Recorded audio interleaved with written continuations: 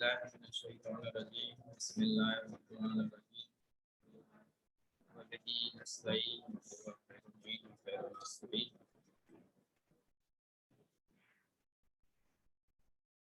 قال رسول الله صلى الله عليه وآله وسلم لا يستوحش من كان الله أنيسه ولا يذل من كان الله أعزه ولا يفتقر من كان بالله غناه فمن استهنس بالله آنسه الله بغير أنيس ومن اهتز بالله أعزه الله بغير عدد ولا عشيرة ومن يستغني بالله أغناه الله بغير دنياه.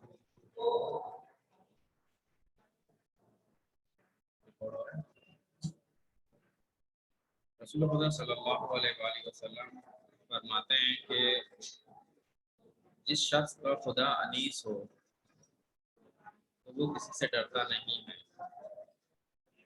اس کو کسی چیز سے ڈرنا نہیں چاہیے. یعنی انیس یعنی دوست، تنہائی کا دوست. جس کا خدا دوست بن جائے، انیس بن جائے، تو اسے کسی چیز سے ڈرنا نہیں چاہیے. اور جس کو خدا متعال عزت دے دے اس کو کوئی ذلیل نہیں کر سکتا.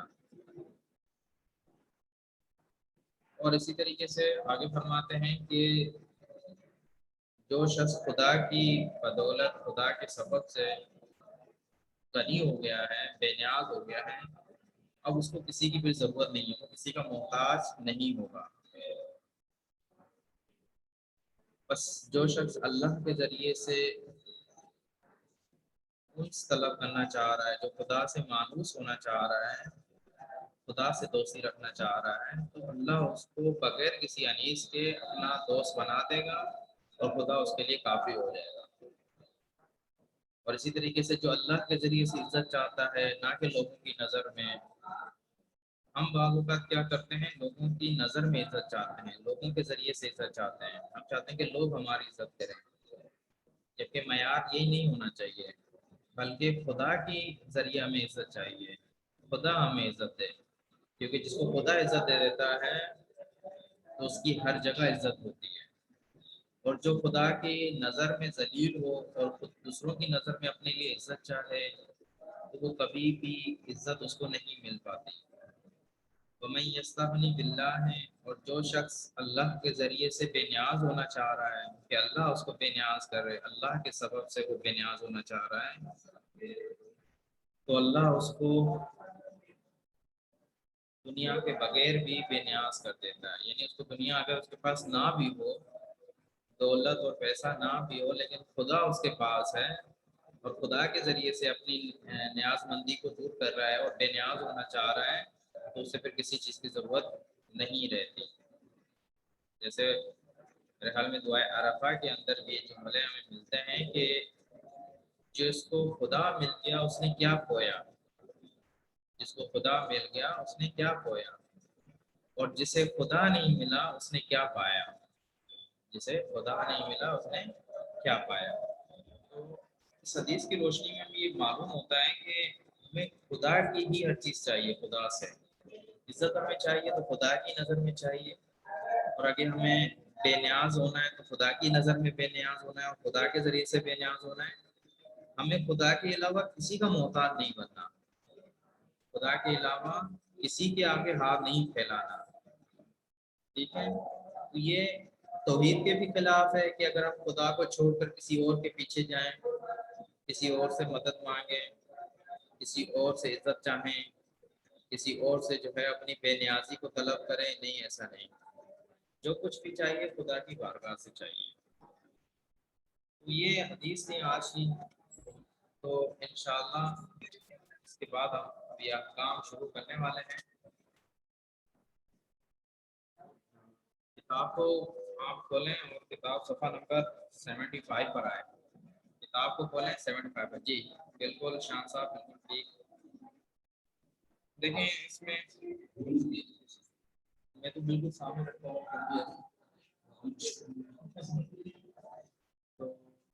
شان صاحب اگر میری آواز کسی کو صحیح آ رہی ہے تو مجھے اس پر میسج کر دیں چیٹ میں، بتائیں سارے کہ اگر میری آواز آپ لوگوں تک کلیئر اور آ رہی ہے تو شاید اس کمرے کی وجہ سے مشکل ہے یہ آواز گونج رہی ہے. تو آج کا جو چیپٹر ہے وہ ہے اذان و اقامت کے حوالے سے. اذان و اقامت کے حوالے سے ابھی کچھ ہم کہیں گے چیزیں بیان کریں گے. تو سب سے پہلے یہ مسئلہ ہے کہ اذان اور اقامت یہ ایک مستحب چیز ہے، واجب چیزوں میں سے نہیں ہے. ایسا نہیں ہے کہ اگر کوئی اس کو نہیں پڑھتا صحیح دے رہے کہیں کہ اس کی پھر نماز باطل ہو جائے گی، اس کی نماز نہیں ہوگی، ایسا نہیں ہے. اس کے اچھا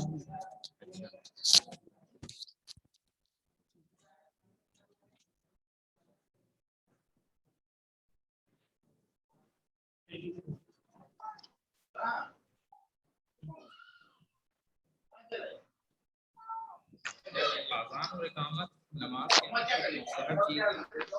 اگر ہم اس کو انجام دیتے ہیں تو ثواب ملتا ہے، لیکن اس کے ترک کرنے سے، اس کو چھوڑ دینے سے ایسا نہیں کہ نماز نہ ہو. لیکن یہ یاد رکھیں کہ اذان و اقامت میں اس کی بہت زیادہ تاکید کی گئی ہے. تاکید سے مراد یہ ہے کہ یعنی بہت زیادہ زور دیا گیا ہے اس کے اوپر. بہت سی ہمارے پاس روایات ہیں کہ جو اس چیز کی طرف کہتی ہیں کہ آپ جو ہے نماز میں اور نماز کے اندر اذان و اقامت کرنی چاہیے. لیکن کچھ نمازیں واجب ایسی ہیں کہ جہاں اذان و اقامت نہیں ہوتی، مثلا جیسے نماز آیات وغیرہ میں وہاں اذان اور اقامت نہیں ہوتی. اب کون کون سے جملے ہیں اور کتنی مرتبہ ہمیں کہنے ہیں سب کتاب کے اندر دیکھیں. سب سے پہلے اللہ اکبر یہ 4 مرتبہ جی سر، کہنے پیج ہیں. نمبر کون سا تھا؟ پھر اذان میں ہمیں 2 مرتبہ اشہد ان لا الہ الا اللہ کہ میں گواہی دیتا ہوں اللہ کے سوا کوئی معبود نہیں، یہ 2 مرتبہ کہنا ہے. اس کے بعد اشہد ان محمد رسول اللہ یہ 2 مرتبہ کہنا ہے اذان کے اندر، جس کا مطلب ہے کہ میں گواہی دیتا ہوں کہ محمد اللہ کے رسول ہیں. اور اسی طریقے سے اشہد ان علی ولی اللہ یہ بھی 2 مرتبہ کہنا ہے. حی علی الصلاۃ یہ نماز کی طرف جلدی کرو یہ بھی 2 مرتبہ. اور اس کے علاوہ حی علی الفلاح، فلاح کا مطلب کامیابی ہے کہ کامیابی کی طرف جلدی کرو، کیونکہ نماز کے اندر کامیابی رکھی گئی ہے کہ جو بھی انسان پابندی کے ساتھ ٹائم پر اگر نماز پڑھتا رہے اور کوئی نماز اپنی نہ چھوڑے تو خدا متعال اس کو کامیابی عطا کرتا ہے دنیا کے اندر بھی اور آخرت کے اندر بھی. اسی طریقے سے پھر 2 مرتبہ کہنا ہے حی علی خیر العمل کہ اچھے کام کی طرف، عمل خیر کی طرف جلدی سے آئیں. اور پھر 2 مرتبہ کہنا ہے اللہ اکبر اللہ اکبر، اور پھر 2 مرتبہ لا الہ الا اللہ. تو یہ تقریباً 17 جملے ہوتے ہیں. 4 بلکہ 4 اور 2 4 8 ہو گئے، 8 اور 2 10 10 12 14 16 18 20 جملے ہیں میرے پاس. 1 2 3 4 5 6 7 8 16 16 اور 4 20 جو ہے وہ ایک جملے ہیں اذان کے اندر، جبکہ اقامت کے اندر 17 جملے ہیں. تو یہ اذان آپ کو یاد کرنی ہے. اور اقامت میں کیا ہوتا ہے؟ اقامت کے اندر اللہ اکبر ہمیں فقط 2 مرتبہ کہنا ہوتا ہے، 4 مرتبہ نہیں کہنا ہوتا. 2 مرتبہ اللہ اکبر، 2 مرتبہ اشہد ان محمد رسول اللہ، 2 مرتبہ اشہد ان علی ولی اللہ، 2 مرتبہ حی علی الصلاۃ، 2 مرتبہ حی علی الفلاح، 2 مرتبہ حی علی خیر العمل. پھر اس کے بعد قد قامت الصلاۃ کو اضافہ کرنا ہے 2 مرتبہ، اور اس کے بعد پھر اللہ اکبر 2 مرتبہ، پھر لا الہ الا اللہ ہمیں 1 مرتبہ کہنا ہوگا. ٹھیک ہے، تو یہ اس طریقے سے جو ہے وہ اقامت اور اذان ہے.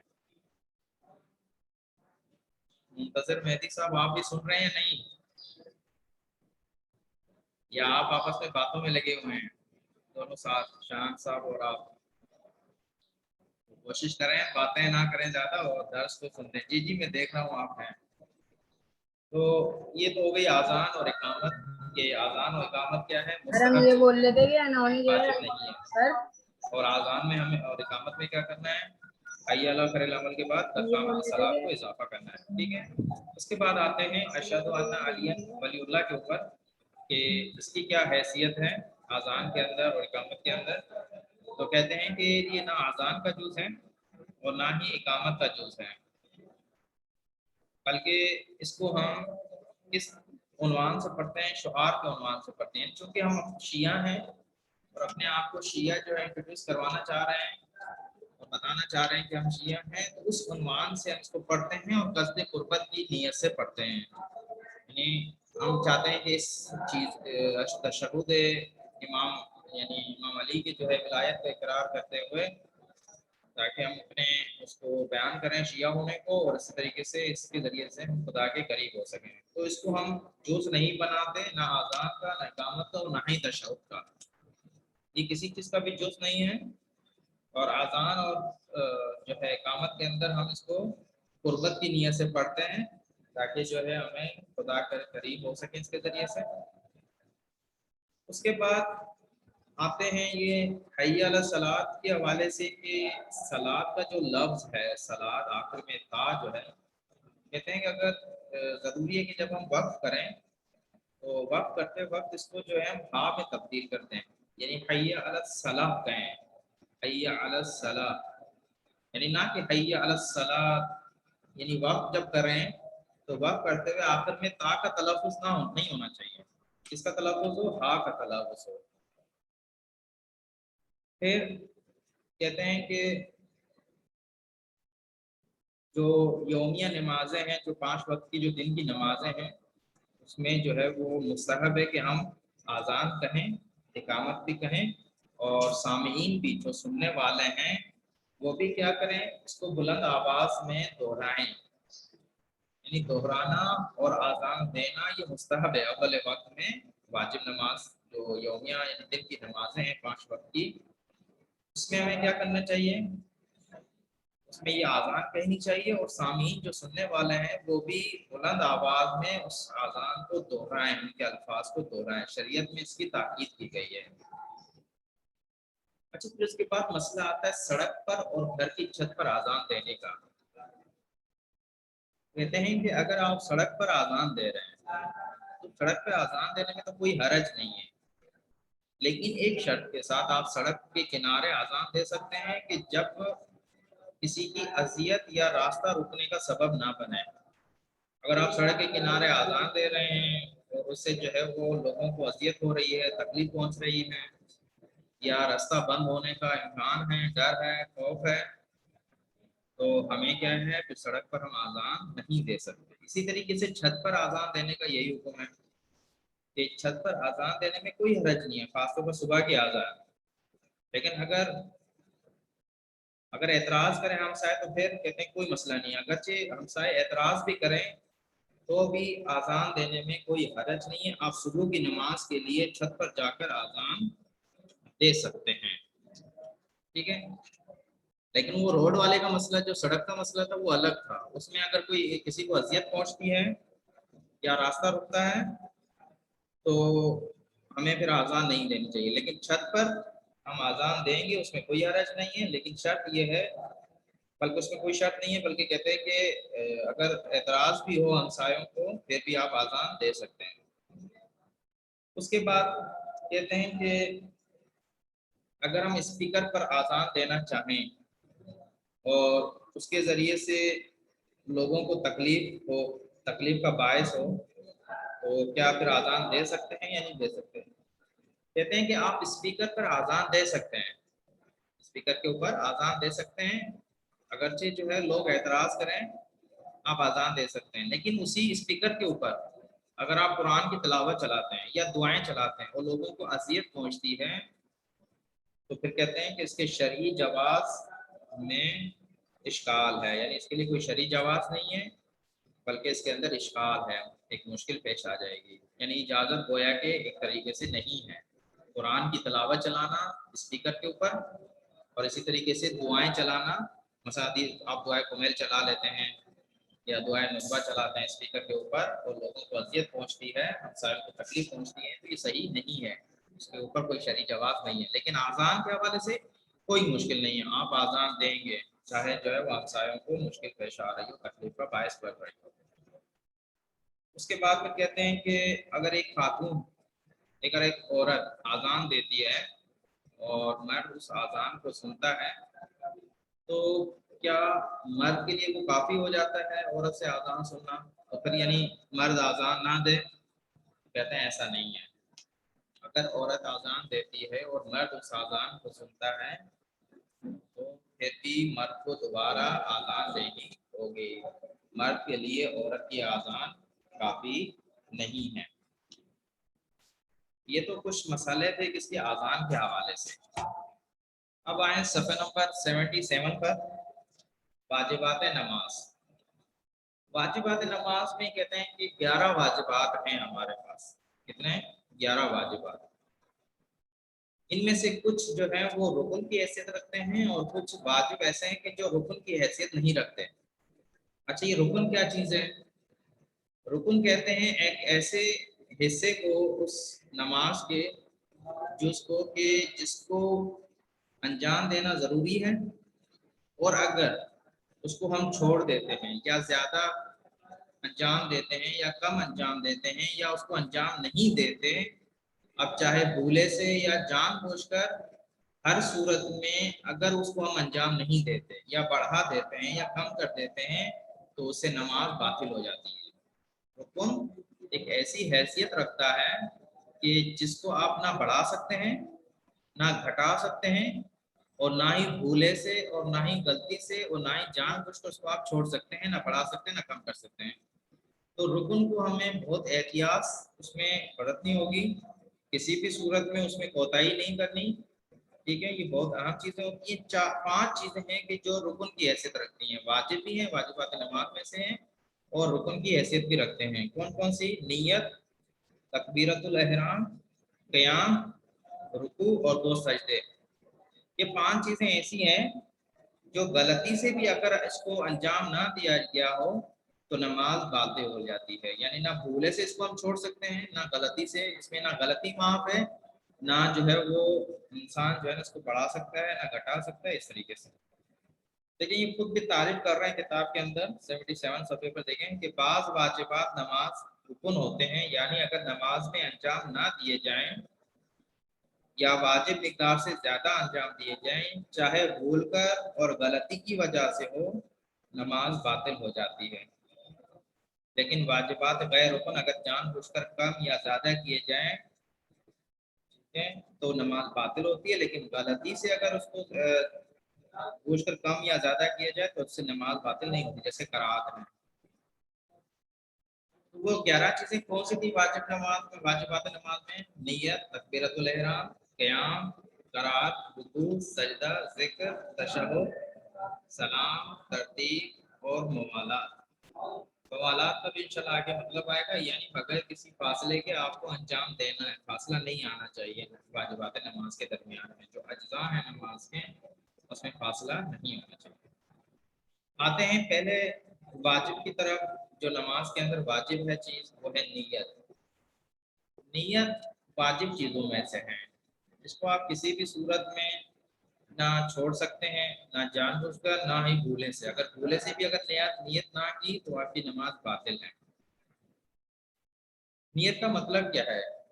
نیت کا مطلب یہ ہے کہ خدا کی اطاعت کے لیے کوئی خاص کام انجام دینا، کہ مثلا اگر اب میں نماز پڑھ رہا ہوں تو یہ نماز میرا پڑھنا خدا کے لیے ہو، خدا کی سے قرب حاصل کرنے کے لیے ہو، نہ اس میں ریاکاری ہو، نہ اس کے اندر جو ہے دوسروں کو دکھاوا ہو، بلکہ یہ میرا نماز اس لیے کیونکہ مجھے خدا نے حکم دیا ہے، خدا نے مجھے امر کیا ہے، حکم فرمایا، لہٰذا میں اس کی تعظیم کرتے ہوئے، حکم کو بجا لاتے ہوئے یہ کام انجام دیں۔ بس یہ نیت ہے۔ جیسے آگے بھی جا کے بولیں گے کہ نیت میں یہ ضروری نہیں کہ آپ بولیں منہ سے یا دل میں اس کو یاد رکھیں یا ذہن کے اندر اس کو دہرائیں، نہیں، بلکہ یہ آپ کا نماز کے اندر کھڑا ہونا اور نماز پڑھنا، جو بھی کام آپ کر رہے ہیں نماز کے اندر یا نماز کے لیے، وہ کس چیز کے لیے ہو؟ اس چیز کے لیے ہو کہ آپ خدا کے لیے کر رہے ہیں۔ بس خدا کے لیے انجام دینا نیت کہلاتا ہے۔ خود بھی یہ مانا کرتے ہیں کہ اس کا مطلب ہے کہ خدا کے حکم کی اطاعت کے لیے معین نماز کا ارادہ کرنا، یہ ہے نیت۔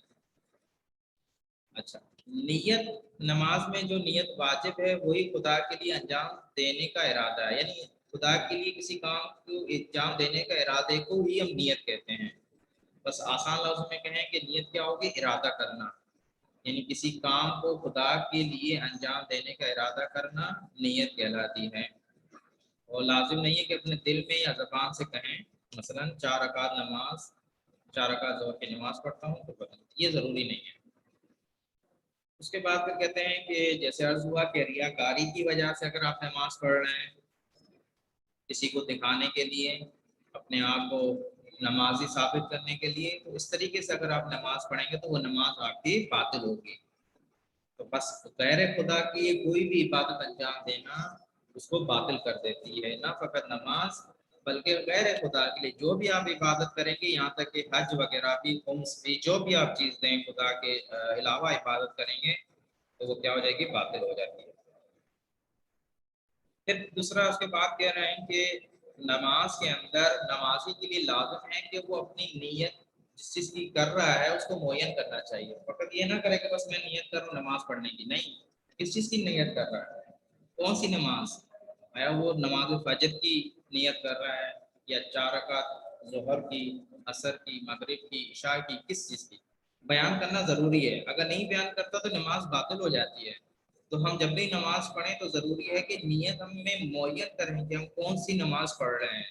مثلا ہم کہیں کہ 4 رکعت نماز کی نیت کرے اور بس شروع کر دے اور معین نہ کرے کہ نماز ظہر کی وہ 4 رکعتیں ہیں یا عصر کی، تو اس سے نماز اس کی باطل ہو جاتی ہے۔ اچھا، اس کے بعد تو بس یعنی یہ ثابت ہوا کہ نماز کے اندر، نیت کے اندر ہمیں معین کرنا ہے کہ کون سی نماز ہم پڑھ رہے ہیں۔ اس کے بعد اب کچھ وہ موارد بتا رہے ہیں کہ جہاں ہم نیت سے عدول کر سکتے ہیں، ٹھیک ہے، نیت سے عدول کرنا۔ اب 2 طرح سے ہے یہ نیت سے عدول کرنا، مثلا ایک نیت سے دوسری نیت کی طرف جانا، یہ کچھ موارد میں واجب ہو جاتا ہے اور کچھ موارد میں مستحب ہے۔ تو یہ دونوں کے موارد ذکر کر رہے ہیں کہ جہاں آپ کو اس جس نماز میں ہیں یا جس حالت میں ہیں وہاں سے نکل کر آپ دوسری حالت میں جائیں اور دوسری نیت کریں۔ تو پہلی صورت کیا ہے؟ وہ ہے نماز عصر کی سے ظہر کی طرف جانا۔ نماز عصر سے ظہر کی طرف جانا واجب ہے کس صورت میں؟ وہ یہ بیان کر رہے ہیں کہ اگر عصر کے مخصوص وقت سے پہلے نماز کے درمیان متوجہ ہو کے ظہر کی نماز نہیں پڑھی ہے، دیکھیں ہم ابھی عصر کا وقت نہیں آیا اور ابھی ظہر کا وقت چل رہا ہے اور میں عصر کی نماز پڑھ رہا ہوں، عصر کا وقت نہیں آیا اور میں ظہر کے وقت میں، ظہر کے مخصوص وقت میں نماز عصر پڑھ رہا ہوں اور مجھے نماز کے درمیان میں پتہ چل گیا، متوجہ ہو گیا ہوں میں کہ نماز ظہر میں نے نہیں پڑھی، تو کہتے ہیں کہ یہاں آپ کے لیے واجب ہے کہ اپنی نیت کو تبدیل کریں اور عصر کی نیت سے آپ اس کی طرف جائیں، ظہر کی نیت کی طرف، کہ کہیں کہ یہ نماز جو میں پڑھ رہا ہوں ظہر کی نماز پڑھ رہا ہوں۔ اسی طریقے سے نماز عشاء سے مغرب کی طرف بھی وہی کنڈیشن ہے جو ظہر عصر میں تھی، کہ اگر ہم عشاء کے وقت سے پہلے مغرب کے مخصوص وقت میں نماز عشاء پڑھ رہے ہوں اور یہ خیال آ جائے اور اس چیز کی طرف متوجہ ہو جائیں کہ میں نے نماز مغرب نہیں پڑھی، تو ہمیں کیا کرنا ہوگا؟ نماز عشاء کی نیت سے گھومنا ہوگا، اس سے منتقل ہونا ہوگا، کس کی طرف؟ عدول کرنا ہوگا مغرب کی طرف۔ یہ 2 مورد۔ اس کے بعد کہتے ہیں کہ اگر 2 قضا نمازیں کہ جو جن میں ترتیب ضروری ہے، مثلا نماز ظہر و عصر یہ قضا ہو چکی ہیں ہماری، فرض کریں 2 نمازیں جن میں ترتیب ضروری ہے، مغرب و عشاء لے لیں یا ظہر عصر لے لیں، جن میں ترتیب ضروری ہے، یہ قضا نمازیں واجب ہیں اور بھول کر یہ شخص جس پر یہ قضا نمازیں واجب ہے، بھول کر وہ کیا کرتا ہے؟ وہ عصر کی نماز پہلے پڑھ لیتا ہے یا عشاء کی نماز پہلے پڑھتا ہے، تو اب اسے کیا کرنا چاہیے؟ تو کہتے ہیں یہاں پہ اس کے لیے عدول کرنا واجب ہے۔ 2 قضا نمازیں کہ جس میں ترتیب ضروری ہے جیسے ظہر اور عصر یا مغرب و عشاء، اگر اس میں وہ دوسری نماز پہلے پڑھ لیتا ہے اور بعد میں اس کو پتہ چلتا ہے تو ضروری ہے کہ وہ دوسری یعنی بعد میں نہیں بلکہ اسی دوسری نماز میں مثلا عشاء کے پڑھتے ہوئے اس کو پتہ چل گیا کہ یہ عشاء کی نماز اور میں نے ابھی تک مغرب کی نہیں پڑھی یا عصر کی نماز میں پتہ چلتا ہے کہ میں نے ظہر کی نماز نہیں پڑھی، تو وہ کیا کرے گا، وہاں سے وضو کرے گا اس پہلی نماز کی طرف۔ اچھا، یہ تو وہ موارد تھے کہ جہاں ہمیں کیا کرنا تھا، وضو کرنا واجب تھا۔ اب ہمیں ان موارد کی طرف بتا رہے ہیں کہ جہاں وضو کرنا مستحب ہے، یعنی ضروری نہیں کہ آپ وضو کریں لیکن مستحب ہے۔ مثلا پہلا مورد کہ آپ ایک ادا نماز پڑھ رہے ہیں اور ادا نماز سے واجب قضا نماز کی طرف آپ وضو کرنا چاہتے ہیں، ٹھیک ہے، آپ ایک ادا نماز پڑھ رہے ہیں، اس کا بھی وقت ہے، ختم نہیں ہوا اس کی فضیلت کا وقت، اور دوسری طرف ایک قضا واجب نماز موجود ہے، تو یہاں کہتے ہیں کہ اس ادا والی نماز سے جو ابھی بالکل ابھی آپ ادا کی نیت سے پڑھ رہے ہیں، اس نیت سے آپ کا وضو کرنا واجب قضا نماز کی طرف کیا ہے، مستحب ہے۔ لیکن اس صورت میں کہ جب ادا والی نماز کی جو فضیلت کا وقت ابھی ختم نہ ہوا ہو، باقی ہو، یہ تو تھا اس کا ایک مورد۔ دوسرا مورد کیا ہے کہ واجب نماز سے مستحب نماز کی طرف وضو کرنا، یہ بھی کیا ہے، مستحب ہے۔ اب کیوں وہ کر رہا ہے مستحب نماز نہیں بلکہ واجب نماز سے مستحب کسی کام کی طرف وضو کرنا؟ مثلا ایک شخص جو ہے وہ فراتا واجب نماز پڑھ رہا ہے اور دیکھ رہا ہے کہ اب تھوڑی دیر کے بعد جماعت کھڑی ہو رہی ہے، تو وہ اپنی واجب نماز کی نیت کو جو ہے وہ مستحب نماز کی طرف وضو، مستحب نماز کے یعنی مستحب چیز کی طرف وضو دے سکتا ہے، یعنی وہ پھر جماعت کے ساتھ کیا کرے گا، نماز پڑھے گا تاکہ اس کو نماز جماعت کا ثواب حاصل کر سکے۔ یہ دوسرا مورد۔ تیسرا مورد کیا ہے کہ روز جمعے کے دن ہم واجب نماز سے وضو کریں کس کی طرف، ظہر کی نافلہ کی طرف، یہ بھی مستحب ہے، کیا واجب نماز سے نافلہ کے ظہر کی طرف وضو کر سکتے ہیں جمعے کے دن۔ لیکن یہ کس شخص کے لیے ہے، کہتے ہیں اس شخص کے لیے کہ جو سورہ جمعے کی قرات کو بھول گیا ہو، یا دوسری کوئی سورہ پڑھی ہو، یا آدھی پڑھی ہو، یا ختم ہو چکا ہو، تو کہتے ہیں اس شخص کے لیے مستحب ہے کہ وہ واجب نماز سے نافلہ یعنی ظہر کی نافلہ کی طرف وضو کرے تاکہ واجب نماز کو سورہ جمعے کے ساتھ بجا لا سکے۔ تو یہ تقریباً 3 مورد تھے اس کے بھی، اور واجب کے بھی 3 مورد۔ یہ کیا ہیں، عدول کے، کہ ہم ایک نیت سے دوسری نیت کی طرف عدول کر سکتے ہیں۔ اس کے بعد جو ہے وہ مسئلہ ہے تکبیرۃ الاحرام کا۔ نیت بھی کیا تھی، واجب تھی، نماز کے لیے نیت واجب ہے اور رکن میں سے ہے، اس کو ہم بھولے سے بھی اس کو نہیں چھوڑ سکتے، اگر بھول کر کوئی نیت نہیں کرتا تو اس کی نماز باطل ہو جاتی ہے۔ اب آتے ہیں دوسرے رکن کی طرف، وہ ہے تکبیرۃ الاحرام۔ تکبیرۃ الاحرام کہتے ہیں یہ بھی ایک رکن ہے اور واجب ہے، اور تکبیرۃ الاحرام یعنی جو ہم نماز کے شروع کرتے وقت کیا کرتے ہیں، اللہ اکبر کی تکبیر جو لگاتے ہیں، اس کو کہتے ہیں تکبیرۃ الاحرام۔ اس کے بارے میں کہا جاتا ہے کہ نماز کے آغاز میں جان بوجھ کر یا بھولے سے تکبیرۃ الاحرام نہ کہنے سے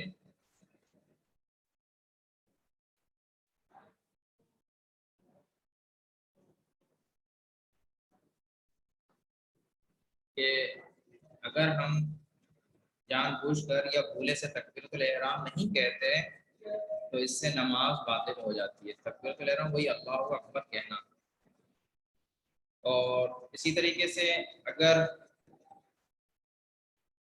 کوئی دوبارہ کچھ دیر بعد اسی نیت سے اللہ اکبر کہے، یعنی اس کو بڑھا دے، یعنی ایک مرتبہ وہ اللہ اکبر کہہ چکا ہے صحیح طریقے سے، لیکن دوبارہ وہ پھر بھی دوسری مرتبہ بھی وہ اللہ اکبر کہتا ہے، تو کہتے ہیں کہ اس کا اللہ اکبر دوبارہ کہنا، تکرار کرنا اس کو، اس سے بھی نماز باطل ہو جاتی ہے، کیونکہ رکن ایک ایسی چیز ہوتی ہے، کیونکہ تکبیرۃ الاحرام رکن ہے، اور رکن کی زیادتی عمدن ہو یا سہون، جان بوجھ کر ہو یا بھولے سے ہو، اگر آپ کوئی رکن والی چیز زیادہ کر دیتے ہیں تو اس سے نماز باطل ہو جاتی ہے۔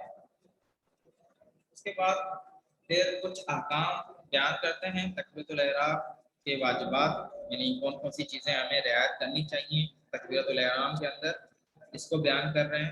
سب سے پہلے جو بیان کر رہے ہیں یہ کہ تلفظ صحیح ہمیں کرنا چاہیے، یہ جو تکبیرۃ الاحرام کہی جا رہی ہے اس کو صحیح تلفظ کے ساتھ اور عربی زبان میں کہنا چاہیے۔ اگر کسی اردو زبان میں کہیں یا فارسی زبان میں کہیں یا عربی زبان میں کہیں اور غلط کہیں تو یہ اس سے نماز باطل ہو جاتی ہے اور صحیح نہیں ہے. تو بس خیال کرنا چاہیے کہ ہمیں صحیح طریقے سے اس کے تلفظ انجام دینے چاہیے، اور اس میں جو ہے وہ اس طریقے سے کہیں کہ خود بھی سنیں، اللہ اکبر اتنی آواز میں ہو کہ ہم خود بھی سنیں اور صحیح تلفظ سے ہو، اور کسی اور زبان میں ہم نہیں کہہ سکتے. آپ اردو زبان میں کہیں یا فارسی زبان میں کہیں یا کسی اور زبان میں، یہ صحیح نہیں ہے. عربی میں کہنا ہے اور صحیح تلفظ کے ساتھ کہنا ہے. اچھا، اب یہ مسئلہ آتا ہے کہ کوئی شخص نہیں جانتا، اس کو پتہ نہیں ہے کہ اس کے صحیح تلفظ کیا ہیں، اس کی کیفیت نہیں معلوم کسی شخص کو، اب وہ کیا کرے بیچارہ، اور سیکھنے کی طاقت بھی نہیں رکھتا. تو کہتے ہیں کہ اس کا پھر یہ عذر قابل قبول ہے، اس کے لیے کوئی حرج نہیں ہو، کیسے بھی کہے کہ آزان تکبیرۃ الاحرام کے، اس کے لیے کوئی مسئلہ نہیں ہے. ٹھیک ہے. اس شخص کے لیے کہ جو نہ جانتا ہو کہ واجب، یعنی پہلے اس طریقے سے بیان کر رہے ہیں کہ اگر کوئی کیفیت کو نہیں جانتا تلفظ کی تو اس کے لیے واجب ہے کہ وہ سیکھے پہلے. ٹھیک ہے. اگر وہ نہیں سیکھ پاتا، سیکھنے کی طاقت نہیں رکھتا، سیکھنے پر قدرت نہیں رکھتا، تو کوئی حرج نہیں ہے، اس کا عذر اور اس کی یہ جو نہ سیکھنا یہ قابل قبول ہے، اور وہ جس طریقے سے چاہے تکبیرۃ الاحرام کہہ سکتا ہے. اس کے بعد پھر کہتے ہیں کہ ضروری ہے کہ تکبیرۃ الاحرام کہتے وقت بدن کیا ہونا چاہیے، سکون کی حالت میں ہو، یعنی بدن کے اندر حرکت نہ ہو. بدن جو ایسے نہیں کہ متحرک ہو، تو یہ کیا ہوتا ہے اس سے تکبیرۃ الاحرام، اگر بدن کی حرکت کے وقت یعنی بدن ہل رہا ہے یا ادھر ادھر گھوم رہا ہے اور تکبیرۃ الاحرام کہہ رہا ہے، تو اس سے جو ہے وہ باطل ہو جاتی ہے تکبیرۃ الاحرام اور صحیح نہیں ہوتی. تو لہٰذا تکبیرۃ الاحرام کہتے ہوئے ہمیں کیا کرنا چاہیے، اپنے جسم، اپنے بدن کو آرام اور سکون کی حالت میں رکھنا چاہیے. تو بس اگر کوئی جان بوجھ کر اور اختیار رکھتے ہوئے اس حالت میں کہے کہ بدن متحرک ہو، تو اس کی یہ تکبیرۃ الاحرام باطل ہے. اچھا، پھر اس کے بعد ہے کوئی شک کی بات کر رہے ہیں کہ تکبیرۃ الاحرام دو طریقے سے شک ہو سکتا ہے اس کے اندر. ایک شک تو یہ کہ بندہ شک کرے کہ میں نے تکبیرۃ احرام کہی ہے یا نہیں کہی. تو اگر وہ قرات کے اندر مصروف ہو گیا، مشغول ہو گیا ہے، اور اب وہ شک کر رہا ہے کہ میں نے تکبیرۃ احرام کہی ہے یا نہیں، تو اس کی وہ پرواہ نہیں کرنی چاہیے اپنے شک کی، اور نماز کو جاری رکھے. لیکن اگر وہ یہ شک کر رہا ہے کہ میں نے تکبیرۃ احرام کہی ہے یا نہیں، اور کسی ذکر میں مشغول نہیں ہوا، قرات کے اندر مشغول نہیں ہوا، تو اس صورت میں اس کے لیے ہے کہ وہ کیا کرے، تکبیرۃ احرام دوبارہ کہے. تو بس دو صورتیں ہوئی. ایک تو تکبیرۃ احرام کے اندر شک کر رہا ہے کہ کہی یا نہیں کہی، اس کی دو صورتیں بنا رہے ہیں اصل تکبیرۃ الاحرام کے حوالے سے کہ میں نے کہی ہے یا نہیں کہی. دو صورتیں بنا رہے ہیں. ایک صورت یہ کہ وہ نماز میں مصروف ہے، یعنی قرات کر رہا ہے، اور وہاں اس کو یہ شک آ رہا ہے کہ میں نے تکبیرۃ احرام کہی ہے یا نہیں، کہتے ہیں کہ اس کی پرواہ نہیں کریں. لیکن اگر جو ہے وہ ابھی اس نے قرات شروع نہیں کی اور اس کو شک ہو رہا ہے کہ میں نے تکبیرۃ احرام کہہ دی ہے یا نہیں کہہ دی، تو وہ کیا کرے گا، دوبارہ تکبیرۃ الاحرام کہے گا. یہ تو تھا کس کے حوالے سے، اصل کے حوالے سے، کہ اصل تکبیر کہی ہے یا نہیں کہی. اب کہتے ہیں کہ صحت تکبیر کے حوالے سے شک کرے کہ اس تکبیرۃ الاحرام کہنے کے بعد اس کو شک ہوتا ہے کہ یہ میں نے تکبیرۃ الاحرام جو کہی ہے وہ صحیح ہے یا صحیح نہیں ہے، میں نے صحیح تلفظ کیے ہیں یا صحیح تلفظ نہیں کیا تکبیرۃ الاحرام کو. تو پھر کہتے ہیں کہ اس کی وہ پرواہ نہیں کرے گا اور اس شک پر توجہ نہیں دے گا. تو یہ تو تھا تکبیرۃ الاحرام. دوسرا واجبات نماز میں سے کہ جو ہمیں ضروری ہے کہ نماز کے اندر اس کی رعایت کرنی چاہیے. تو اس وقت تک ہم نے کتنے واجبات پڑھے ہیں، 3 واجبات پڑھ چکے ہیں، 2 واجبات پڑھ چکے ہیں. ایک نیت، اور دوسرا جو ہے وہ تکبیرۃ الاحرام. تیسری چیز کیا ہے، قیام ہے، کھڑا ہونا. یہ کھڑے ہونے کو جو ہے ہم جو قیام ہیں، یہ بھی کیا ہے، واجبات نماز میں سے. لیکن اس کی 2 قسمیں ہیں. قیام ایک رکن والا قیام ہے، اور ایک جو ہے وہ غیر رکن والا. تو جیسے عرض کیا کہ قیام جو رکن والا ہے اس کو ہمیں کسی بھی صورت میں نہیں چھوڑنا، نہ جان بوجھ کر نہ بھولے سے. اگر بھولے سے ہمیں قیام ہم سے اگر چھوٹ جاتا ہے، انجام نہیں دیتے، تو اس سے نماز باطل ہو جائے گی. اور جو غیر رکن ہے، اگر وہ بھولے سے اگر ہم نے اس کو انجام نہیں دیا تو نماز صحیح ہوگی. اگر جان بوجھ کر اس کو انجام نہیں دیا قیام میں غیر رکنی کو، تو उससे नमाज हमारी बातिल हो जाएगी अगर हमने जानबूझकर अंजाम नहीं दिया। तो ये दो किस्म की हैं इस क़याम की। खुद भी ये बयान कर रहे हैं कि क़याम की अक़साम, एक क़याम जो वाजिब रुकन है, अब उसको ये कब क्या है, कब होता है, कहते हैं तकबीरतुल एहराम कहते वक्त क़याम, और रुकू में जाते वक्त क़याम, यानी रुकू से पहले, रुकू में जाते वक्त जो क़याम करते हैं ये भी वाजिब है और रुकन है। और उसी तरीके से तकबीरतुल एहराम कहते वक्त जो क़याम करते हैं वो भी क्या है, वाजिब है, रुकन है। और जो गैर रुकन क़याम है वो क़रात के वक्त क़याम है और रुकू के बाद वाला क़याम है। यानी एक क़रात के वक्त तो आप खड़े होते हैं वो क़याम वाजिब है लेकिन गैर रुकनी है। और इसी तरीके से जो रुकू के बाद जब खड़े होते हैं और फिर सजदे में जाते हैं तो रुकू के बाद खड़ा होना, क़याम करना, ये भी क्या है, वाजिब है लेकिन गैर रुकन है। अगर आप इसको जानबूझकर तर्क करेंगे, नहीं अंजाम देंगे तो नमाज बातिल होगी। अगर भूले से अगर आपसे छूट गया है, अंजाम नहीं दिया तो उससे नमाज बातिल नहीं होती। हम इसके बाद जो मसाइल अभी बयान कर रहे हैं क़याम के, वो इसी हवाले से कर रहे हैं कि कोई खड़ा हो सकता है, किसी के अंदर ताकत है, किसी के अंदर नहीं है। अगर कोई जो है वो बैठ कर नमाज़ पढ़ सकता है तो क्या करे, वो बैठ कर नमाज़ पढ़े या नहीं। और अगर किसी के पास बैठ कर भी नमाज़ पढ़ने की कुदरत ना हो तो फिर कहते हैं वो लेट कर पढ़े। तो लेट कर भी कैसे पढ़े, कहते हैं कि वो दाईं करवट ले और इस तरीके से उसका सर क्या नाम है, किबले की तरफ हो। अगर उस तरीके से भी नहीं पढ़ सकता तो बाएं तरफ, बाएं करवट में, अगर वो भी नहीं है तो पीठ के बल लेट जाए और उसके पैर जो हैं वो काबे की तरफ हो, इस तरीके से। तो ये सारे अहकाम अभी जो हैं इस हवाले से बयान करेंगे। फिर उसके बाद जो है वो क़याम के मुस्तहबात को ज़िक्र करेंगे, फिर उसके अहकाम इंशाल्लाह जैसे हमारे पास जितना वक्त होगा उसी के मुताबिक हम पढ़ेंगे। ज़रूर पढ़िए मोहम्मद आले मोहम्मद की ज़ात का, अल्लाहुम्मा सल्लि अला मोहम्मद व आले मोहम्मद। ये अहकाम आपको जो है वो बहरहाल हिफ्ज़ करने हैं, क्योंकि ये ऐसी चीज़ें हैं कि जो सीखना वाजिब है। कि ऐसी चीज़ें कि इनसे हमें हर रोज़ सरोकार रहता है, 5 वक्त की नमाज़ पढ़ते रहते हैं अल्हम्दुलिल्लाह। आप लोग में जो है जनाब से पूछा गया था तो आपने कहा था कि हम नमाज़ पढ़ते हैं। तो ये चीज़ें जो है फिर अगर हम नमाज़ पढ़ते हैं और पाबंदी से पढ़ते हैं तो इन चीज़ों की ख्याल करना बहुत ज़रूरी है, इन चीज़ों को जानना बहुत ज़रूरी है। क्योंकि अगर हम इन चीज़ों को नहीं जानेंगे तो मुमकिन है कि हमारी नमाज़ें सही ना हों और हम जो है खुद जो है वो तकसीर कोताही करते हुए मसाइल को ना जानने की वजह से हम अपनी कितनी नमाज़ें ख़राब कर बैठे हैं। तो कोशिश करें कि इन अहकामात को तवज्जो से याद रखें, इनके नोट्स बनाएं आप, इनके जो है वो पॉइंट्स लिखें और हिफ्ज़ करें। अगरचे मुमकिन है कि आपके जो है वो ये इम्तिहान है के बाद, लेकिन फिर भी इसके नोट्स बनाकर उसको आप हिफ्ज़ करने की कोशिश करें, क्योंकि ये बहुत ज़रूरी है। क्योंकि अगर इनकी हम अगर रियायत नहीं करेंगे, नहीं सीखेंगे तो मुमकिन है कि हमारी नमाज सही ना हो और जो सवाब मिलना हो उससे हम महरूम हो जाएँ। ज़हमत भी करें और वहाँ से सवाब से महरूम भी हों, ये सही नहीं है। तो उसके बाद जो है वो बयान करते हैं कि जो नमाज को खड़े होकर बगैर किसी उज़र के पढ़ सकता हो तो उसे नमाज के आगाज़ से रुकू में जाने तक खड़े रहना चाहिए।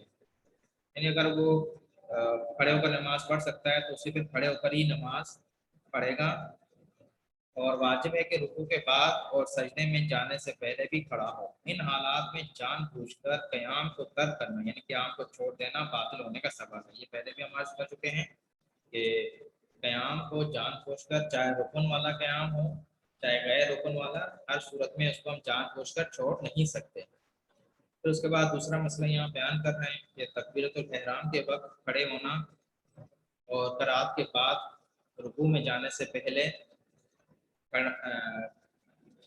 खड़े क़याम करना, ये क्या है, रुकन है। यानी अगर गलती से या भूल कर भी इसको तर्क करे उसकी नमाज बातिल है। ये हम पहले अर्ज़ कर चुके हैं कि ये चीज़ें यानी जो क़याम रुकन वाला क़याम है उसको हम जानबूझकर भी नहीं छोड़ सकते और गलती से भी या भूल कर भी अगर ये क़याम हमसे छूट जाए तो इससे क्या होगा, नमाज बातिल हो जाएगी। ठीक है। ये शान अब्बास और सैयद मुंतज़िर कहीं खाने पीने चले गए थे क्या आप? एकदम गुम हो जाते हैं आप। शान साहब कहीं ये वीडियो आपने खुद बंद कर दी थी या कहीं चले गए थे? یہ آپ چیٹ پر لکھ سکتے ہیں جواب اس کا طرح. تو کوئی سوال اگر ہو تو پوچھ سکتے ہیں. سید منتظر مہدی اور شان عباس، اسی طریقے سے اکبر حسین ثقلین جو بھی ہیں، یہ اگر آپ چاہیں تو سوال جو بھی ہو بیچ میں کر سکتے ہیں، یہ یعنی چیٹ کر کے، کیونکہ آپ کی آواز آپ کریں گے تو شور ہوگا، تو آپ لکھ کر بھی سوال کر سکتے ہیں. اور کل کے درس کے تو کسی نے بھی سوال کچھ نہیں کیا.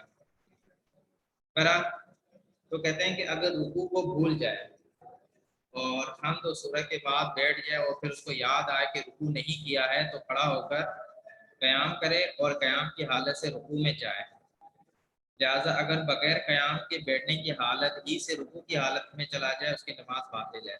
تو یہ کہنا چاہ رہے ہیں کہ ہمیں فرض کریں کہ ہم نے قرات کی، اور قرات کرنے کے بعد ڈائریکٹ ہم چلے گئے جس کے اندر سجدے کے اندر.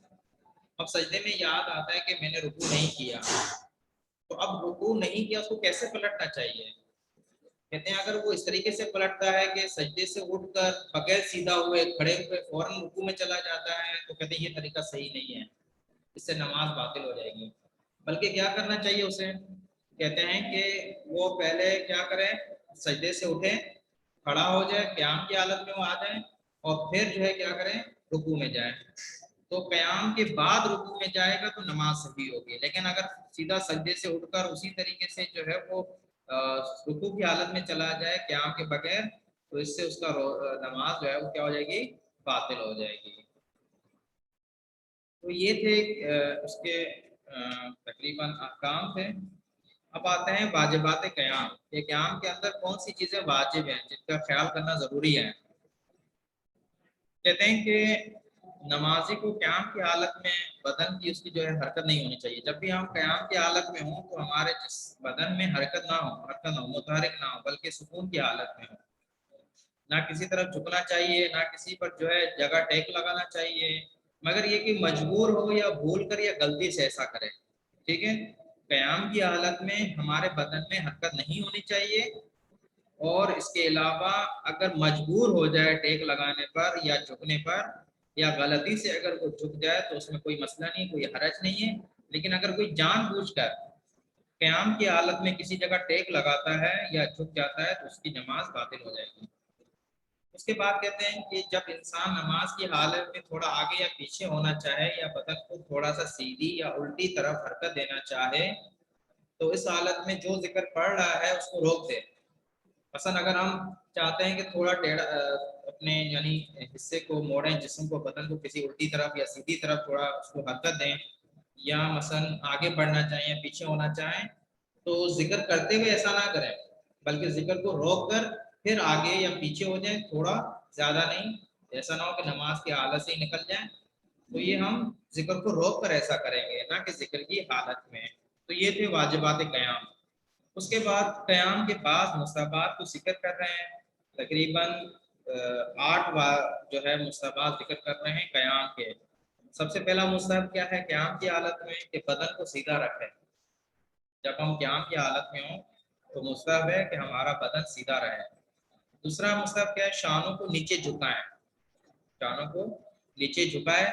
تیسرا مستحب ہاتھوں کو رانوں پر رکھیں، ایسے کھول کے نہ رکھیں وڈیروں کی طرح، یا مثلا جیسے انسان جو ہے وہ کاٹن کے کپڑے پہنتا ہے ایسے پھولا ہوا ہوتا ہے اور اس کے بازو کھلے ہوئے ہوتے ہیں، ایسا نہیں. بلکہ مستحب ہے کہ ہاتھوں کو رانوں پر رکھیں. اور چوتھا، انگلیوں کو ایک دوسرے سے چپکائیں. آپ کی انگلی جو ہے وہ کیا ہو، چپکی ہوئی ہوں، کھلی ہوئی نہ ہو. اس کے بعد پھر مستحب ہے کہ سجدے کی جگہ کی طرف دیکھیں. معمولاً ہم کیا کرتے ہیں، بعض اوقات قیام ہوتا ہے نا، ادھر ادھر دیکھ رہے ہوتے ہیں، کسی کے پاؤں میں دیکھ رہے ہوتے ہیں، کسی کے جو ہے موزے دیکھ رہے ہوتے ہیں، کسی کے جو ہے وہ کیا.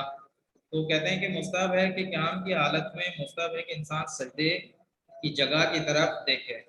اس کے بعد جو مستحب ہے چھٹا، وہ یہ کہ بدن کے بوجھ کو دونوں پاؤں پر برابر ڈالے. کہ جب ہم قیام کی حالت میں ہوں تو ہمارا جسم کا بوجھ، بدن کا بوجھ کس کے اوپر ہو؟ دونوں پاؤں پر ہو، ایک پاؤں کے اوپر نہ ہو. اور اسی طریقے سے خضوع اور خشوع کے ساتھ کھڑے ہوں. یعنی محسوس ہو کہ ہم جب قیام کی حالت میں ہوں تو دیکھنے والا کہے کہ یہ تو بڑی جو ہے وہ خضوع اور خشوع کی حالت میں کھڑا ہوا ہے، بڑے ادب کے ساتھ جو ہے وہ خدا کی بارگاہ میں کھڑا ہوا ہے. نہ کہ تکبرانہ حالت میں، جس طریقے سے ایک متکبر، ایک تکبر کرنے والا شخص کھڑا ہوتا ہے، उस तरीके से नहीं खड़ा होना खुदा की बारगाह में क़याम में, बल्कि जो है वो खुशू और खुशू के साथ खड़ा होना है।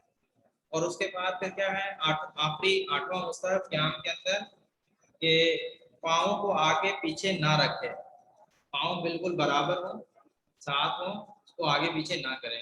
तो ये मुस्तहबात हैं किसके, क़याम के। ठीक है, अब जो है वो क़याम के अहकाम को बयान कर रहे हैं, किसके अहकाम को, क़याम के अहकाम को।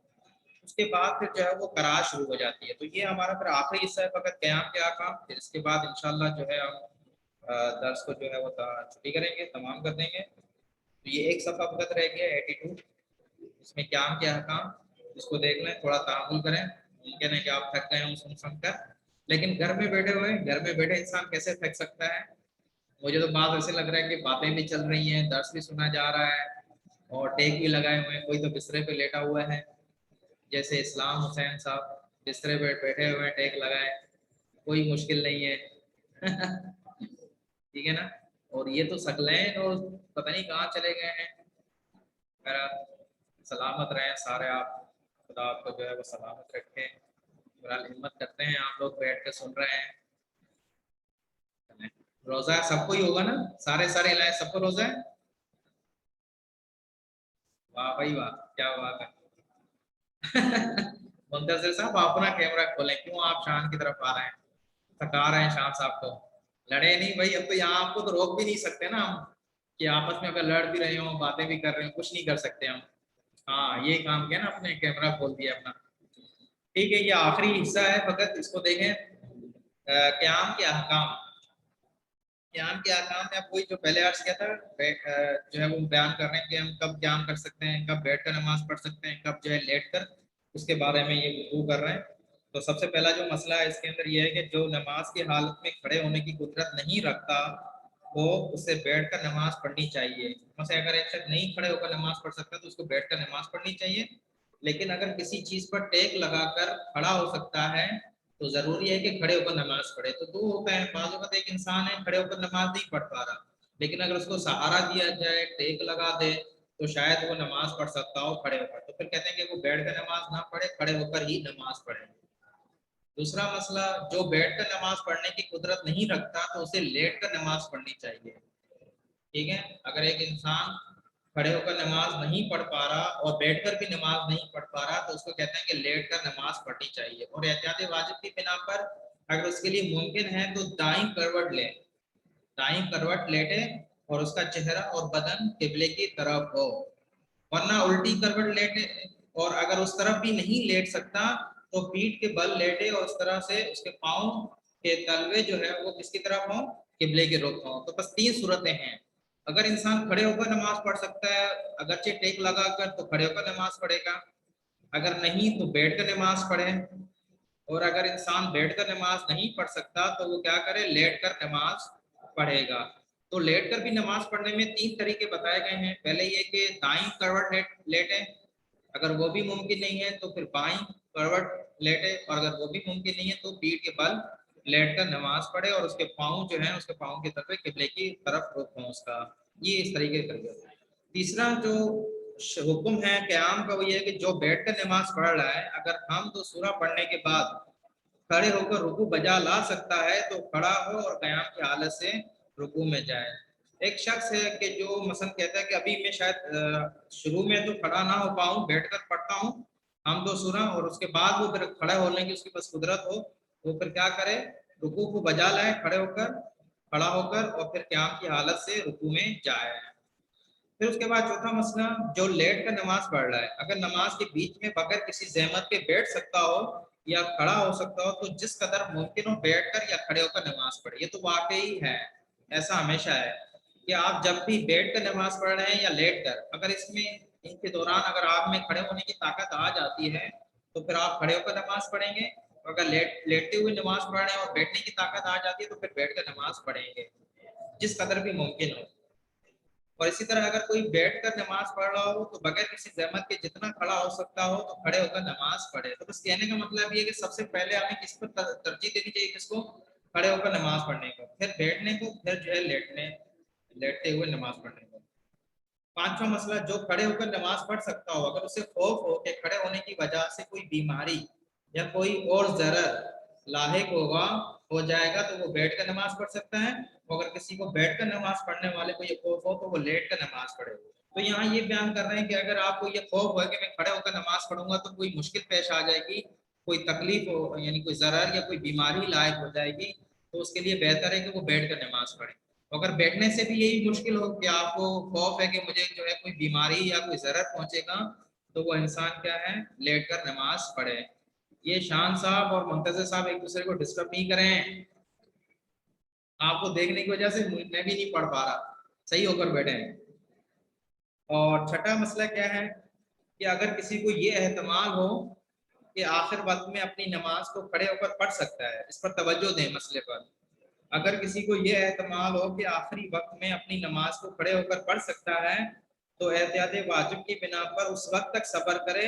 لیکن اگر کسی نے کسی عذر کی وجہ سے اول وقت میں بیٹھ کر نماز پڑھی اور پھر آخر وقت تک اس کا عذر برطرف نہیں ہوا تو جو اس نے نماز پڑھی ہے وہ صحیح ہے اور دوبارہ پڑھنا ضروری نہیں ہے. دیکھیں ایک وقت ہم نماز کو شروع کرتے ہیں اس احتمال کے ساتھ، یعنی ابھی ہم نے نماز شروع نہیں کی اور یہ احتمال دیتے ہیں، یہ فرض کرتے ہیں کہ شاید جو ہے میں بعد میں کھڑے ہو کر نماز پڑھ سکتا ہوں، تو پھر کہتے ہیں کہ صبر کرے.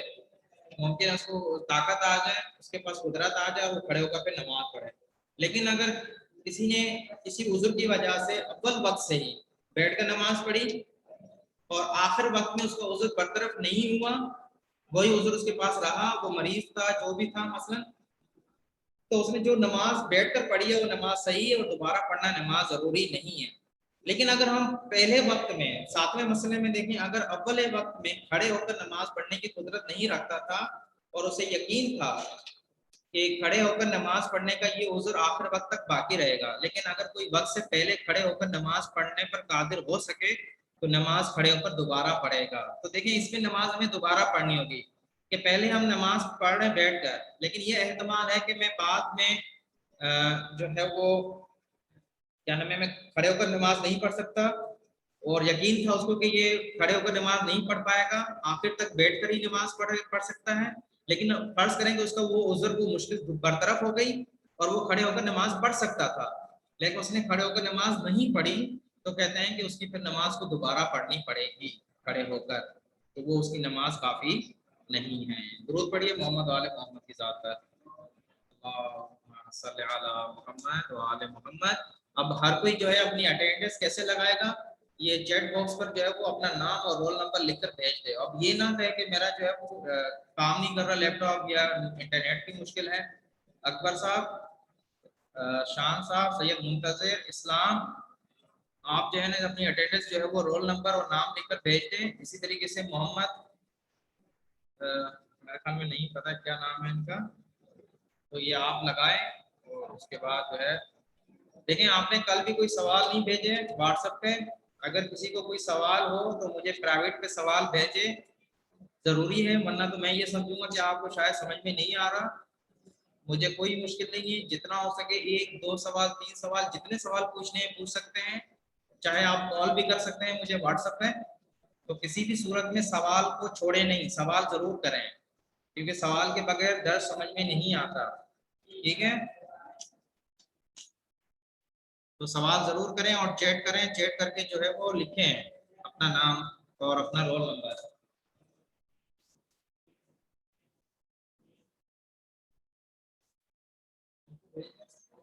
اوکے، تو یہ ابھی اٹینڈنس لگا رہے ہیں دوست.